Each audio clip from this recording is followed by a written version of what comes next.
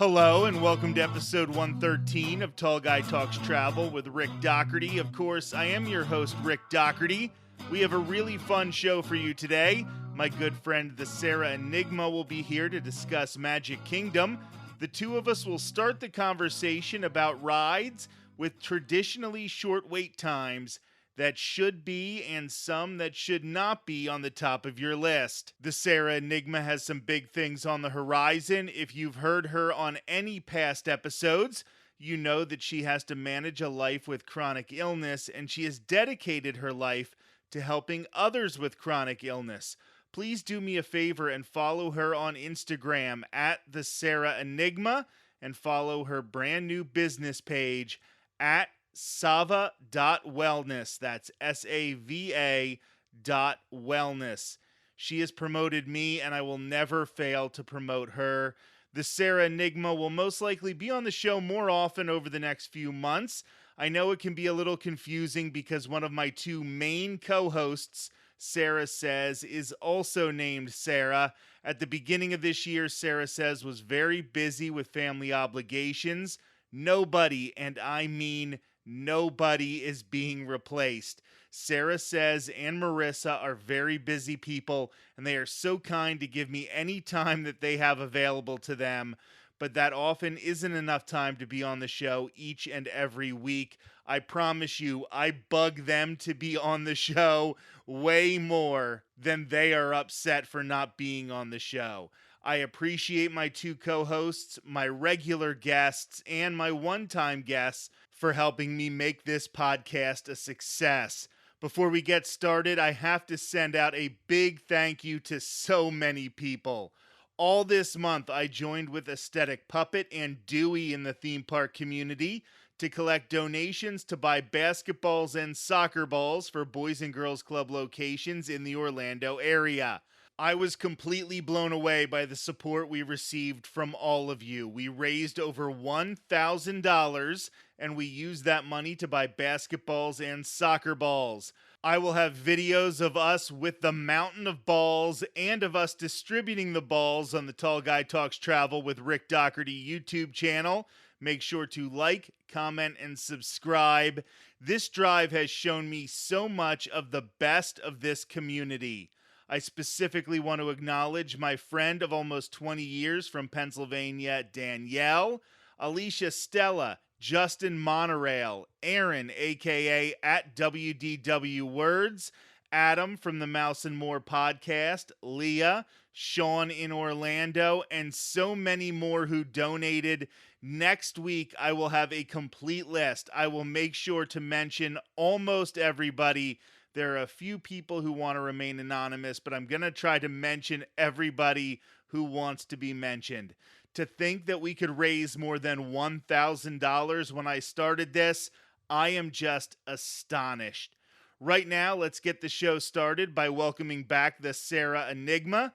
Thanks for being here, Sarah. Always great to be here. So today what we are going to do is take an idea. You actually came up with this idea to talk about underrated attractions at Magic Kingdom specifically, but we're going to look at underrated a little differently. We're not going to talk about rides that are underappreciated by people, but we're going to talk about the rides in Magic Kingdom or the attractions or experiences that don't routinely have a long line. So these are rides or attractions that you might be able to do with less than 30 minutes. That's basically the cutoff level that we decided on here. And we looked at wait times on the app so that we could have a sense of what rides really aren't in huge demand. And maybe you can't walk on them, but you're not going to have to wait for an excruciatingly long time. These aren't Seven Dwarfs Mine Train or even Pirates of the Caribbean, which every once in a while will get a really, really long wait. So we are going to start with the most controversial statement that Sarah is going to make in this episode.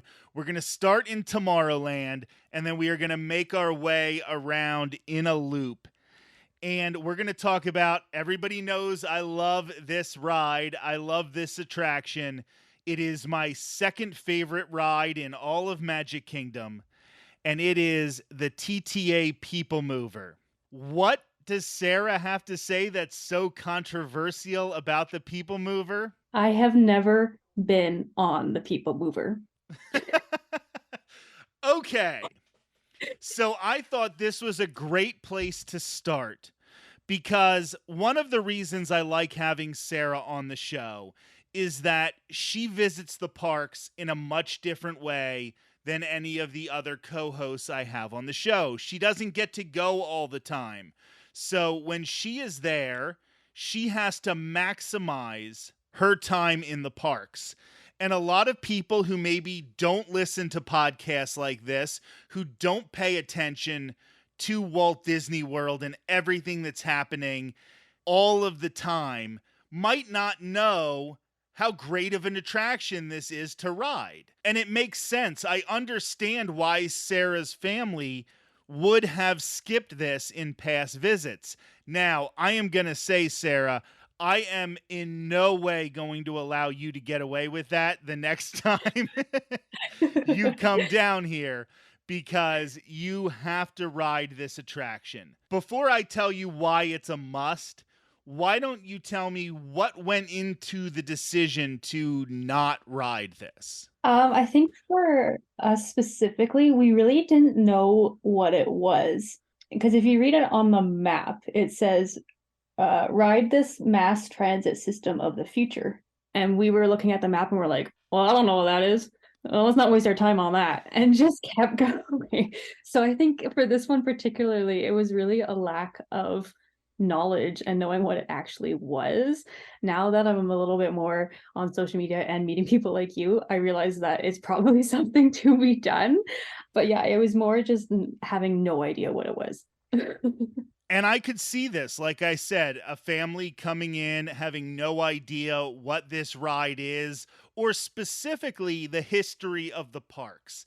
And now that you do follow a lot more than you did the last time you were in Walt Disney World, I think you know a lot more of that history. But one of the things that Walt Disney loved, one of his major passions, public transportation. We know how he loved trains, but he also had this goal when he was thinking about creating the experimental prototype community of tomorrow, which ended up being Epcot, a place where people could use public transportation, get from their houses into the hub of the city and work and be efficient.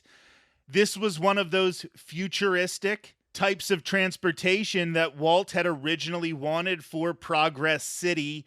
And when you're on the People Mover, you see a model of Progress City as Walt wanted to build it. But then you go through some of these buildings, you get beautiful views of Cinderella Castle, of Tron, which is now open, and now it's even more beneficial. You ride through Space Mountain. There are just so many really fun moments on this ride, and it can't be overstated how tiring a day at Magic Kingdom can be, even more than the other parks. Yes, Animal Kingdom is huge and it's hot, and you end up walking around a lot at Epcot, but you're busting from rope drop to goodnight kiss at Magic Kingdom. This is a ride that gets you off your feet for 10 minutes, 14 minutes, something like that. Usually the line isn't too long, but it has been getting up to the 20-minute range because the cat's out of the bag on how good of an attraction it is for people who might not have known before, like you, for example. So it is getting a little bit of a line, but it's still not that bad. If it doesn't break down or have a stoppage, it's an omni mover almost, where those cars are just constantly moving throughout the track, so it's pretty easy to load people. It does break down for short periods of time every once in a while, but for the most part, it's constantly loading people, and you are definitely going to do this the next time you're there. I will say this is under 30 minutes, definitely worth it. After hearing you talk, and I know you love it so much, but just knowing not only that you get great views, that's huge for me because the castle is like one of my favorite things. But to hear about the history of Walt and everything, I think, yes, it's definitely a ride to do next time. And then I don't have to hide my head in shame in the Disney community as well. So that's good. Also in Tomorrowland, there is Carousel of Progress. This is a 20-minute show. Some people consider it a ride because the theater does move. You are moving. So, for example, if somebody is doing one of those every ride challenges, a lot of them make you do Carousel of Progress and count it as a ride. This show is almost exclusively for the Disney nerd. Like, the People Mover, you can get enjoyment out of it if maybe you aren't as into Disney as Sarah or myself. I think Carousel of Progress, going back to the 64 World's Fair, that's why this attraction was created. The Sherman Brothers song. I think this attraction at this point is 100% about nostalgia. However, you can almost always get into the next theater. So you are barely ever waiting more than 5 minutes to get into this show. If you really have limited time, I could see skipping it, but if you're a Disney person like us, it might be worth it. Plus, air conditioning every once in a while, that is important. Yeah, I totally agree. I think finding those experiences where you can put your feet up and just take a moment to be like, oh, out of the heat and just to relax. I think that's awesome. And for me, I really like the Sherman Brothers and their music. So that is definitely something to consider. Now, this whole episode isn't just going to be a love fest because we are now moving on to something that I think the cat's out of the bag on this one about how much I do not like it. And that is the Tomorrowland Speedway. Routinely under a 30-minute wait. However, it will sometimes move up to 40 minutes to an hour. If this is 40 minutes, don't do it. I mean, I would say don't do it anyway, but 40 minutes is way too long to wait for this attraction. I know I did it as a kid. As an adult, I've done it once, and I was like, nope, that's it. How often do you do this ride, Sarah? And what would be the amount of time you would consider it worth it to ride the Speedway? I think what's fun about it is when you're a kid, and I know you're not allowed to drive it, but I remember my parents putting me on their lap and driving it. But as an adult, you're just like, I drive every day. Like it's not that exciting. And for me, the smell and the noise is absolutely horrendous. The noise especially affects me. And so honestly, even if it was walk right on and get a free pizza, I wouldn't do it. Like it's just not worth it for me.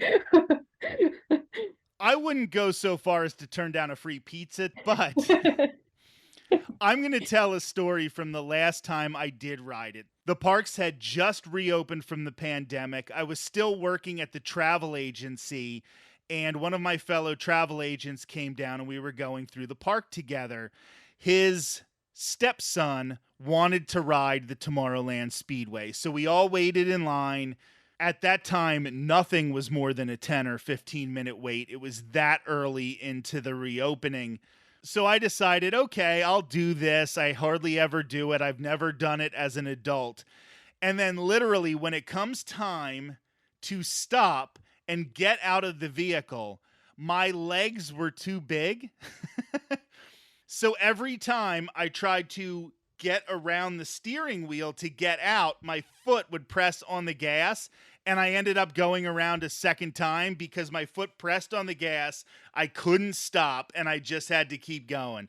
The cast member was like, I guess you get a free ride. And and then I was so scared coming back again. I'm like, is this going to happen again? Like, am I ever going to be able to get off this ride? Horror. So here I am riding a ride I don't even like, and I feel like I'm going to be stuck on it for like hours.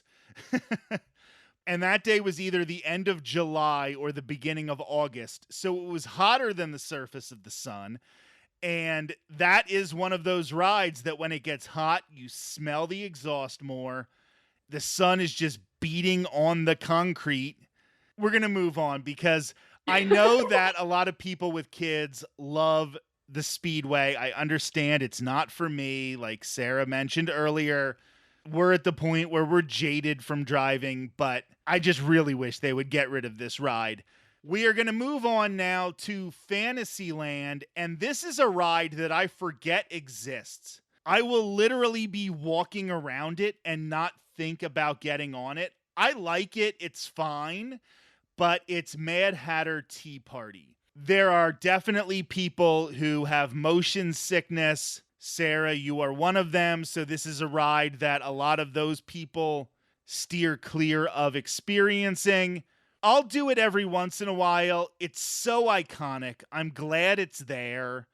If you're going with your family for the first time and nobody has really bad motion sickness, you have to get that picture of the whole family in a teacup. It's one of the things. You get your picture in front of the castle, you get your picture on a teacup. So iconic. I'm happy it's there. I wouldn't wait more than 15 minutes to do this ride. But when you're on vacation, I could see waiting a half hour to do it just because of how synonymous the ride is with a Walt Disney World vacation. Now we're going to stay in Fantasyland. This is a ride that has a very special place in Sarah's heart. And we were having a conversation the other day when I said, when you get back to Walt Disney World, what is the first ride you are going to ride? And without hesitation, Sarah brought up The Many Adventures of Winnie the Pooh. Usually you can get on this ride in less than a half hour. I will say if it is more than a half hour, wait. The wait time will drop throughout the day. You will find this at a 20-minute wait, a 15-minute wait almost every day. But what is it about this ride that makes it such an important memory-making experience for you, Sarah? I think mostly because the last time we went, we just happened to walk on it first and like almost walked on it because it was such a short line. And it was our first day in the parks and we were so excited. And we took a picture waiting in line. And it's one of my favorite pictures. It's dark, but our smiles are like Cheshire cat grins. They're so big. And there's just something so classic about Winnie the Pooh for me. It's so classic Disney. And the ride is a classic Disney ride, right? It's one of those ones that it's short and sweet. It's cute. I love when you bounce along with Tigger. It just makes me giggle. It just sets the tone for the vacation that your vacation is going to be Disney magic because it's just Winnie the Pooh is a Disney magical movie. And yeah, there's just something so perfect about it. And it's short and sweet. So I agree with you. Do not go if it's over 30 minutes because it will drop. But for me, it's a re-rider. I'll ride it multiple times. And yeah, it doesn't seem like the most iconic to ride right away or the most exciting. But for me, it's just, it gets you into the right spirit, like a gentle hug. And it's like you're home. You're in Disney World. It's good. So speaking as a Gen Xer who's been going since I was 5 years old, I think a lot of us kind of look at the Winnie the Pooh ride and remember when it was Mr. Toad's Wild Ride, and we feel so much nostalgia for Mr. Toad that we have a little bit of animosity towards the Winnie the Pooh ride. Winnie the Pooh is one of my favorite characters in the Disney lexicon, but I still miss Mr. Toad's Wild Ride so much. I try not to hold it against the Winnie the Pooh ride because A, I understand why it's at Walt Disney World. Way more people know Winnie the Pooh than know Mr. Toad. Also, we still have Mr. Toad's Wild Ride over in Disneyland, so that is awesome, and Disneyland is where you go for maybe some of those more nostalgic rides and some of those more obscure characters. So I would agree, don't ride it if it's 40 minutes. Don't ride it if it's an hour. But if you can get on this thing in 15 minutes, you're going to have fun. It's going to bring a smile to your face. And who doesn't love Winnie the Pooh? Yeah, who doesn't love Winnie the Pooh? He's just so cute and fluffy and he always has a rumbly in his tumbly. And then we're going to move on to New Fantasyland. And they moved Dumbo to Pete's Silly Sideshow. This was an excellent idea. It used to be a little closer to Cinderella Castle. It used to get much bigger lines. But when they moved it back to Pete's Silly Sideshow, they took this iconic ride, one that almost everybody has to do because, much like Mad Hatter's Tea Party, this is the ride that you see in the commercials, and people just have to ride Dumbo. So they have two Dumbo rides operating simultaneously, which drastically cuts down on the amount of time you have to wait. If the lines do get long, there's actually an area inside where kids can play and then come back to get into line, which has saved the day for so many families. The execution of Dumbo in this location, I think, is phenomenal. A+ job by Disney Imagineering by moving this back, adding a second version of the ride, and cutting down the wait time. Like Sarah said about the Winnie the Pooh ride, it is very short. You're not doing it for very long. So if it is a 45-minute wait, if it is an hour wait, I would say don't do it. But if you're looking for that iconic picture, if you're looking for those views of Fantasyland and into Tomorrowland, you can't really go wrong with Dumbo. Yeah, I totally agree. I think the iconic pictures of Dumbo is so important for family vacations. And who doesn't want to fly? Like, flying is absolutely amazing. And when you get older, you can appreciate the views of the Fantasyland, like you were saying. And that is definitely what makes it worth it for adults as well. There's going to be a time in the future where I want to do Walt Disney World After Dark and talk about all the rides that I think you should ride specifically at night. And Dumbo is sneakily one of those rides. Riding Dumbo at like 11:30 at night, if it's a late closing, or at 10:45 right before they close at 11 o'clock, is so cool. You get to see Cinderella Castle all lit up for the evening. You see people rushing to get on the more popular rides one last time before the day ends. So I really enjoy doing it at night. It starts to calm you down for the trip, either back to your hotel or back home. Low key, awesome night ride. Next to Dumbo is the Barnstormer.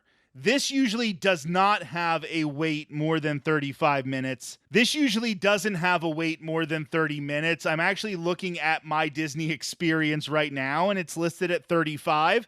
I would not wait 35 minutes for Barnstormer because it is literally, I think, 54 seconds or 56 seconds, depending on different operating procedures for the day, but it is not even a minute long.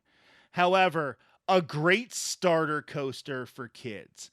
If you want to see if they're ready for Seven Dwarfs Mine Train, if you want to see if they're ready for Big Thunder Mountain Railroad, I think this ride will give them a chance. It is maybe even a little more intense than Seven Dwarfs Mine Train. There is a point where you dip over to the side and it feels like you might fall out, but you're not going to fall out, and it gives kids a chance to see if they're ready for this type of attraction before you wait.